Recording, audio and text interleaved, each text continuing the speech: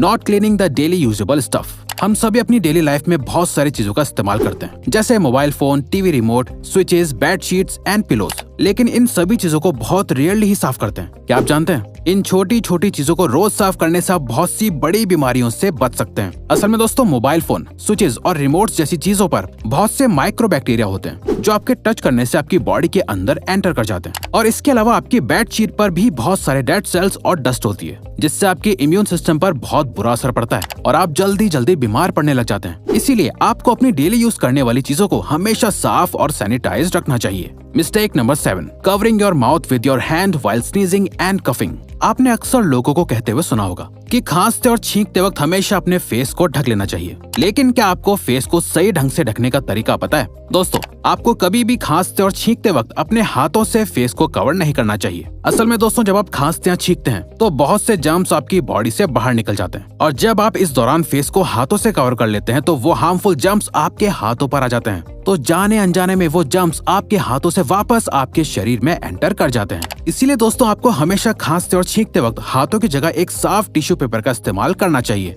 जिससे आप तुरंत डिस्पोज कर सकें। एक बार इस्तेमाल करे हुए टिश्यू को भी आपको बार बार इस्तेमाल नहीं करना चाहिए। मिस्टेक नंबर 6, आज के मॉडर्न जमाने में बड़े नेल्स रखना और उन पर आर्ट करवाना फैशन बन गया है। इसके साथ साथ ही कुछ लोग ऐसे भी होते हैं जो अपने नेल्स को दांतों से चबा लेते हैं। लेकिन दोस्तों, क्या आप जानते हैं, नेल्स को काटने के बाद जितना इम्पोर्टेंट हाथों को धोना होता है, उतना ही इम्पोर्टेंट नेल्स को ट्रिम करना भी होता है। असल में दोस्तों, नेल्स में एक गुलाबी हिस्सा होता है जिसमें बहुत सी नर्व्स होती हैं, और साथ ही ये नर्व्स बहुत सेंसिटिव होती हैं, और जब ये नर्व किसी हार्ड सरफेस के टच में आती हैं तो बहुत ज्यादा पेन और ब्लीडिंग हो सकती है। इसीलिए नेल्स को काटने के बाद ट्रिम करना बहुत इंपॉर्टेंट होता है। तो दोस्तों, अगली बार अपने नेल्स को काटने के बाद ट्रिम करना ना भूलें।